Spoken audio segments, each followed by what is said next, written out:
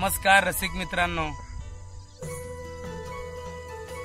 गेले अनेक दिवस तुमच्याशी कवितेच्या माध्यमातून गप्पा माराव्यात, संवाद साधावा आणि माझं आयुष्य ज्या कवितेने बदलवलं, फुलवलं, बहरवलं त्या कविता, आवडत्या कविता तुमच्यासमोर घेऊन याव्यात असा खूप दिवसापासूनचा माझ्या मनात संकल्प होता। या नव्या वर्षापासून मी त्यासाठी वेळ काढण्याचा आणि त्या कविता तुमच्यासमोर घेऊन येण्याचा माझा संकल्प पूर्ण करणार आहे। आणि त्याची कन्सेप्ट अशी आहे की अनेक पुस्तकं आपण रेग्युलरली वाचत असतो, त्याचा आनंद घेत असतो, अनेक कविता आपण वाचत असतो।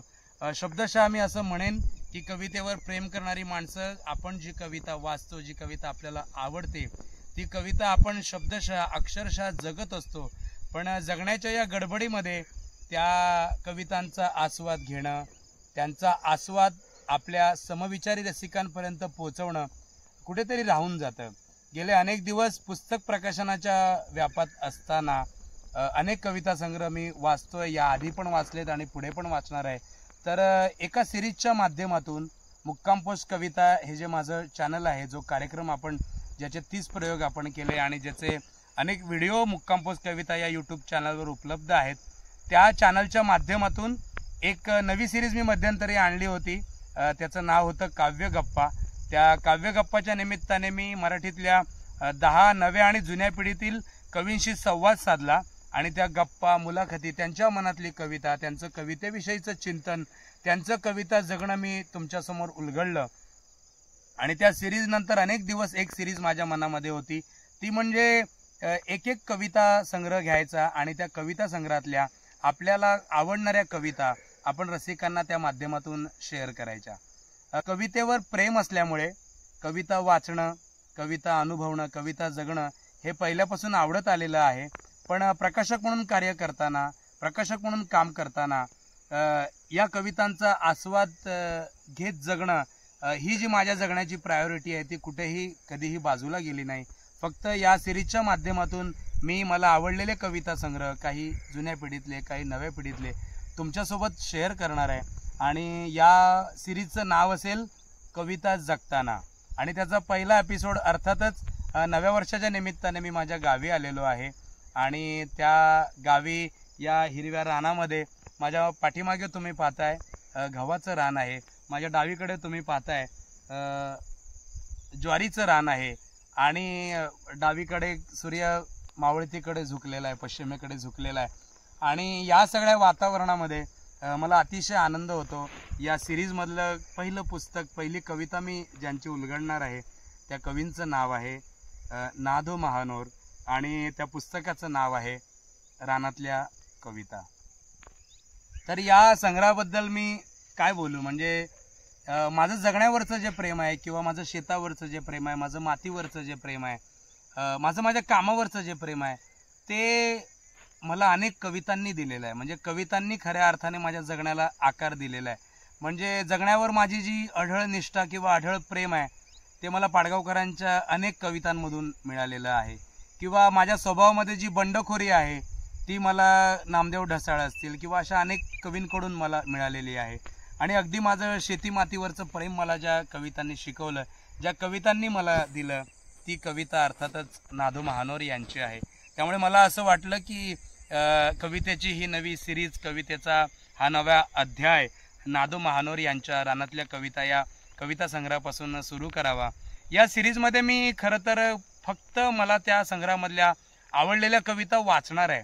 मी त्या कवितेचं समीक्षण किंवा त्या कवितेबद्दलचा माझा अभिप्राय असा फार कुठे देणार नाही, कारण मला फक्त या कविता तुमच्यासोबत शेअर करायच्या आहेत।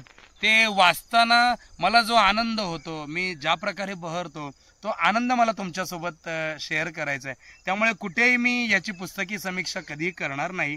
अर्थातच या कवितेबद्दल मला काय आवडतं, या कविता मला का आवडल्या, एका संदर्भाच्या एखाद्या कविता संग्रहाला मला का खूप मी त्याच्यावर प्रेम केलं, ते मात्र निश्चितपणे मी माझ्या या सिरीजमध्ये तुमच्यासोबत संवाद साधताना, गप्पा करताना उलगडणार आहे।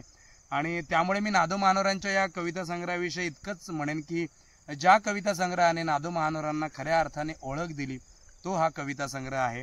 आणि याचं प्रकाशन पॉप्युलर प्रकाशन आहे, त्यांनी हा कविता संग्रह म्हणजे नादो महानोर यांचा हा पहिला कविता संग्रह आहे. अतिशय देखणा संग्रह पॉप्युलरने काढला. त्याची पहिली आवृत्ती 1967 साली आली होती आणि कविता तर अनेक चित्रपटांमध्ये नंतर या पुस्तकातल्या कविता आल्या.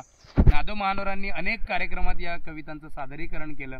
त्यातल्या काही निवडक कविता मी आज तुमच्यासमोर मांडतो आहे. मी अनेक वेळा हा संग्रह वाचलेला आहे आणि यावेळी योगायोगाने गावी येताना हा संग्रह मला माझ्यासोबत घ्यावा असा वाटला आणि इथलं सगळं हिरवं रान आणि सगळं वातावरण पाहिल्यानंतर मला असं वाटलं की हीच या सिरीजची सुरुवात करण्याची योग्य वेळ आहे आणि म्हणून मी शेअर करतोय तुमच्यासोबत या संग्रहातली कविता.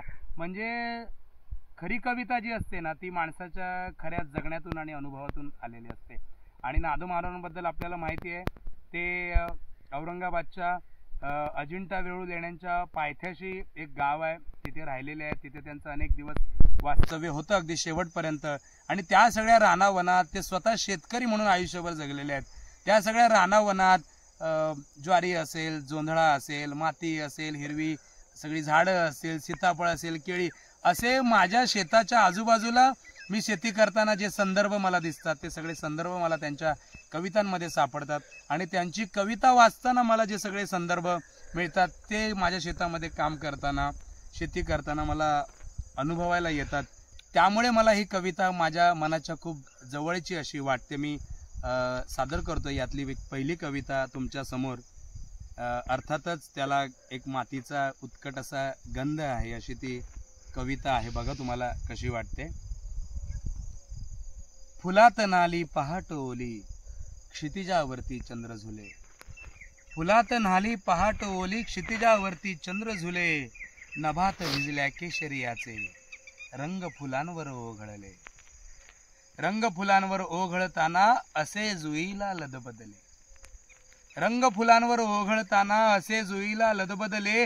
गालावरचे निळे गोंदणे पदराभोवती घुटमळले. निळ्या तिच्या डोळ्यात कथाई, कुणा कुणाच्या आठवणी. निळ्या तिच्या डोळ्यात कथाई, कुणा कुणाच्या आठवणी. एक झोपडी साक्षी मधली, करीत बसली साठवणी.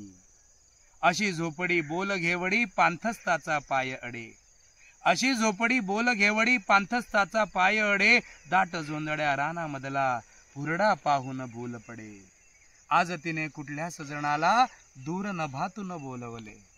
म्हणजे हिरव्या बोलीच्या प्रेमात असताना त्यांची कविता मध्येच प्रेम कवितेचं किती सुंदर वळण घेते बघा. आज तिने कुठल्या सजणाला, दूर नभातून बोलवले. भरात येऊन नग्न शरीरी, उघड्यावरती भोग दिले. काचोळीची गाठ सावरीत, हळू तयाला सांगितले. काचोळीची गाठ सावरीत, हळू तयाला सांगितले.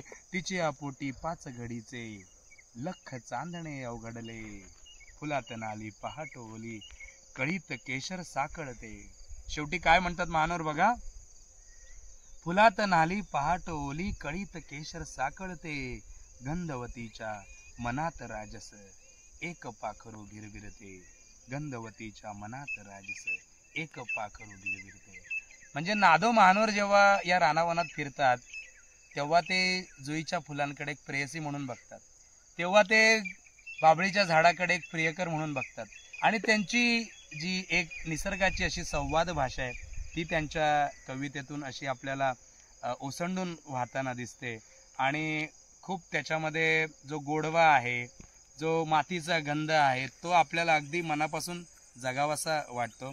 आता एक कविता आहे बघा त्यांची, मी चालीत सादर करायचा प्रयत्न करतो. हिरव्या पानात पानात काही चावळ चालते. भर ज्वानीतली ज्वार अंग मोडीत बोलते.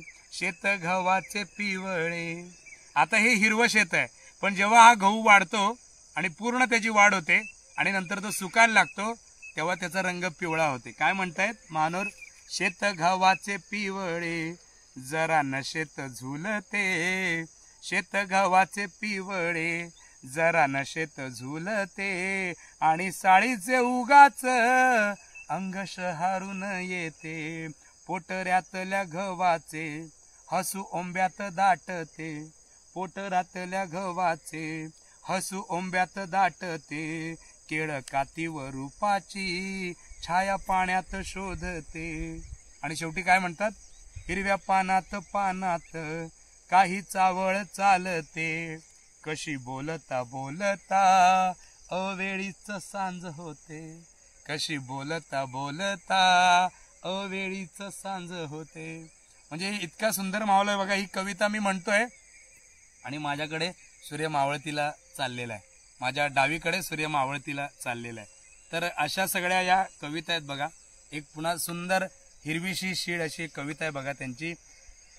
झाडे झाली हिरवीशी शिळ घुमते रानात, झाडे झाली हिरवीशी शिळ घुमते रानात, ओळ जांभळ्या मेघांची वाहे नदीच्या पाण्यात, वाट झुंजू मुंजू होते पीक मावेना शेतात, वाट झुंजू मुंजू होते पीक मावेना शेतात, लक्ष पाखरांचे थवे खेळ मांडती पाण्यात, गळे नभ असावध खेडे पाण्यात बुडून. ते म्हणजे आपण त्याला निर्जीव म्हणतो, पण ते प्रत्येक वस्तूकडे एक सजीव म्हणून पाहतात. म्हणजे खेड्याला ते एक माणूस म्हणून पाहतात, वाटेला ते एक माणूस म्हणून पाहतात. आणि काय म्हणतात बघा, गळे नभ असावध खेडे पाण्यात बुडून, लांबणीच्या तारांवर चिंब चिंब थेंब ऊन, स्वच्छ पावसाळी हवा तसे बेहोश उधाण, स्वच्छ पावसाळी हवा तसे बेहोश उधाण, दाट हिरव्या गर्दीत पाय गेले बहकून, गाठ हिरव्या गर्दीत पाय गेले हबकून. अशा इतक्या सुंदर कविता इथे आहेत. आणि काही मुक्त शैलीतल्या कविता त्यांनी लिहिलेल्या आहेत. काही कविता वृत्तबद्ध कविता अशा आहेत. तर खूप मजा एकूण या कविता सगळ्या अनुभवताना आपल्याला दिसते. आणि एक सुमंदार मला या वृत्तातली त्यांची एक कविता मला इथे दिसली. ती सुद्धा अतिशय गोड आणि अतिशय सुंदर अशी कविता आहे. तिला एकदा सहज म्हणालो परत जाण्याआधी जरा शेतावर ये, तिला एकदा सहज म्हणालो परत जाण्याआधी जरा शेतावर ये, ती दुपार टाळून आली लिंबोणीच्या झाडासारखी, ती दुपार टाळून आली लिंबोणीच्या झाडासारखी, मुकी झाडाखाली मी म्हणालो इतक्या लवकर भलताच बदल झाला, बोल घेवड्या साळुंकीचा शब्द रुखावला, ती अबोल झाडाखाली आणखी अबोल झाली, ती अबोल झाडाखाली आणखी अबोल झाली, फक्त माझे डोळे चुकून पदर सावरून बसली, मी म्हणालो साऱ्या जुन्या गोष्टींवरती पांघरून घाल, मी म्हणालो साऱ्या जुन्या गोष्टींवरती पांघरून घाल, आता काळ्या पोतीसाठी फुले माळ, ती नुसतीच मुकी मुकी झाडासारखी, मी तिच्या डोळ्यात खोल खोल पाहिले, मी तिच्या डोळ्यात खोल खोल पाहिले आणि तिला आभाळागत भरून आले, सारे विसरून मी तिला घट्ट धरले आणि फक्त दोनच साधे प्रश्न केले, तरीही ती अबोल जरा दूर झाली, लुगडे दूर फेकून नग्न नग्न झाली, नितळ भुऱ्या मांड्यांवरती काळे डाग, तिचा उभार देह एक जळती आग, तिला अगदी सहज सहज बोलून गेलो, तिला अगदी सहज सहज बोलून गेलो, नितळ भुऱ्या मांड्यांवरचा दाह झालो, नितळ भुऱ्या मांड्यांवरचा दाह झालो. म्हणजे त्यांना या रानामध्ये प्रेम कविताही दिसतात, निसर्ग कविताही दिसतात आणि इतकं सुंदर वर्णन. म्हणजे एक रानात वनात फिरणारा, प्रत्यक्ष शेती करणारा असा एक शेतकरी आणि कवीच खऱ्या अर्थाने करू शकतो. फार सुंदर कविता या सगळ्या ऐकून पुस्तकात आहेत बघा. या कवितेमध्ये काय सुंदर मानोरांनी लिहिले बघा.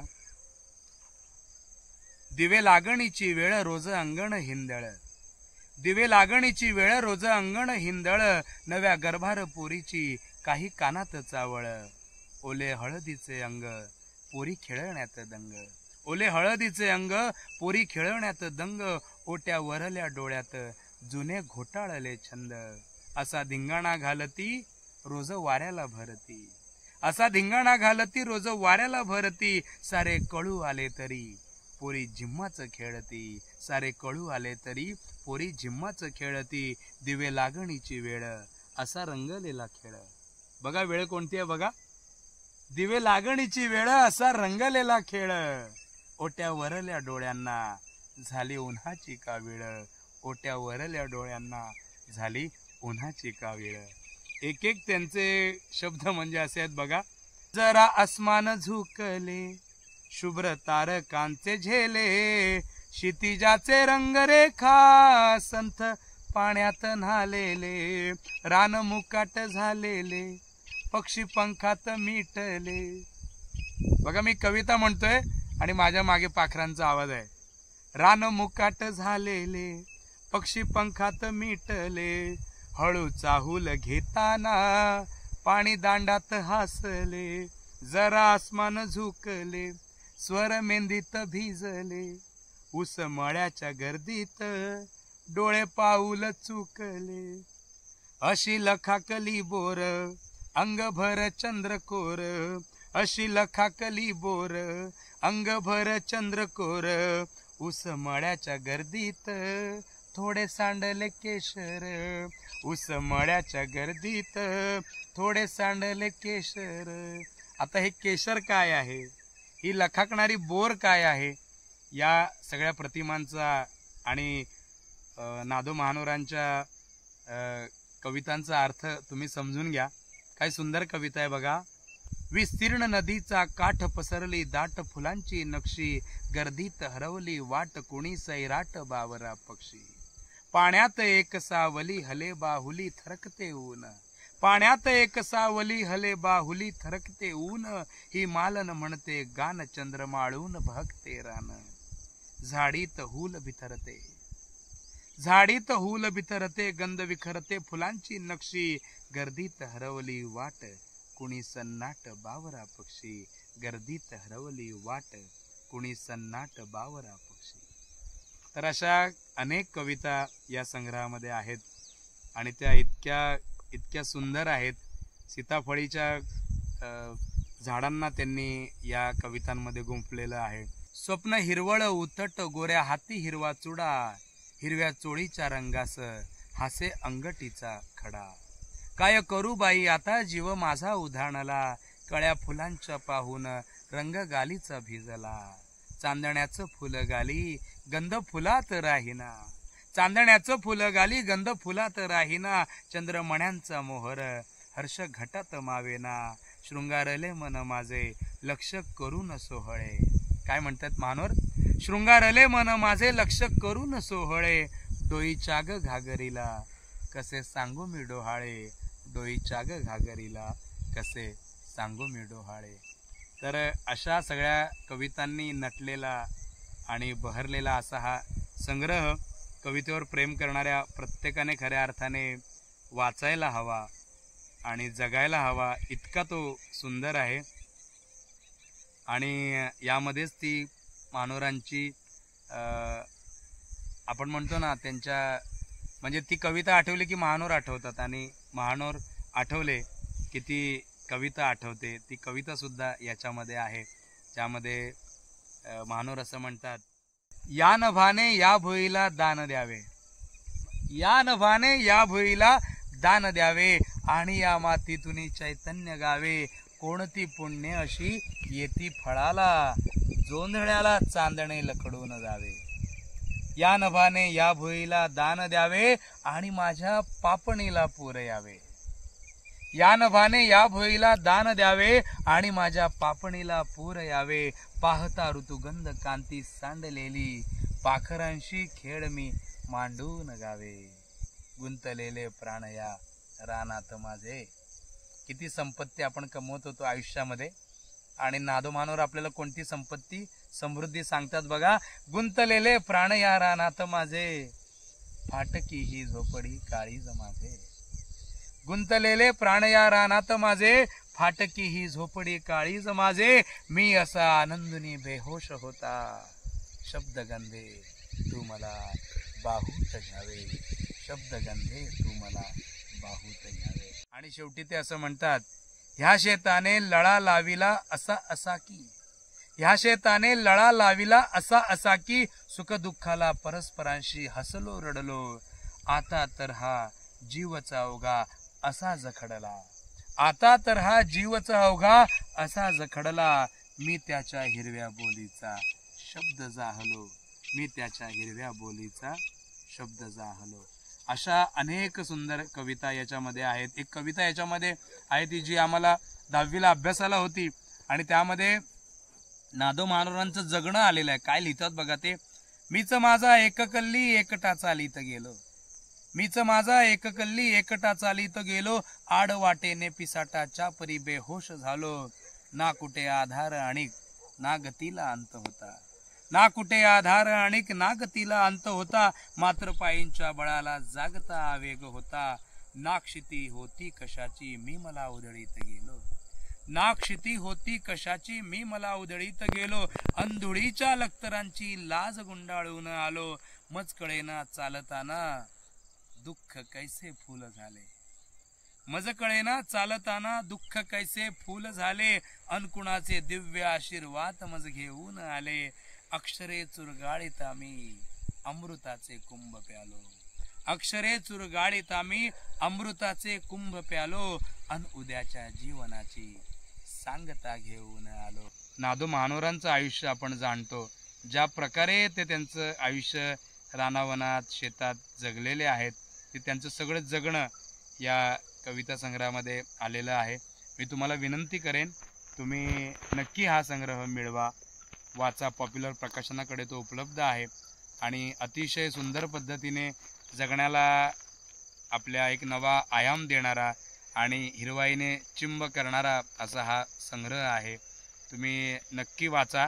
आणि या नव्या सिरीजमधलं हे पहिलं पुष्प मी तुमच्यासमोर जे सादर केलं ते तुम्हाला कसं वाटलं ते मला जरूर सांगा. मुक्काम पोस्ट कविता या चॅनलवर या सिरीजमधून मी असे अनेक कविता संग्रह घेऊन तुमच्या भेटीला येणार आहे. तुम्ही हे चॅनल नक्की सबस्क्राईब करा. आत्ता या चॅनलवर 1,500 ते 2,000 सबस्क्रायबर आहेत आणि ते नित्यनेमाने हे चॅनल पाहत असतात. तुम्ही पण आवर्जून हे चॅनल पहा. तुम्हाला हा व्हिडिओ कसा वाटला ते मला कमेंट करून जरूर कळवा. तुमच्या काही सूचना असतील तर त्यांचंही स्वागत आहे. हा पहिला एपिसोड या हिरव्या रानामध्ये, पुढचा एखादा एपिसोड मुंबईच्या शहरातल्या एखाद्या गर्दीमध्ये, आणि अनेक कविता, कधी बालकविता, कधी निसर्ग कविता, कधी शहरातल्या घुसमटीची कविता, कधी स्त्रीवादी कविता, स्त्री विचार मांडणारी कविता, अशा अनेक वेगवेगळ्या कविता घेऊन मी तुम्हाला भेटायला येणार आहे. तुम्ही या कवितांचा नक्की आस्वाद घ्या आणि चॅनल लाईक करा, सबस्क्राईब करा आणि शेअर करा. आणि शेवटी सगळ्यात महत्त्वाचं म्हणजे कविता अनुभवत राहा, कविता वाचत राहा आणि कविता जगत राहा. धन्यवाद. मुक्काम पोस्ट कविता.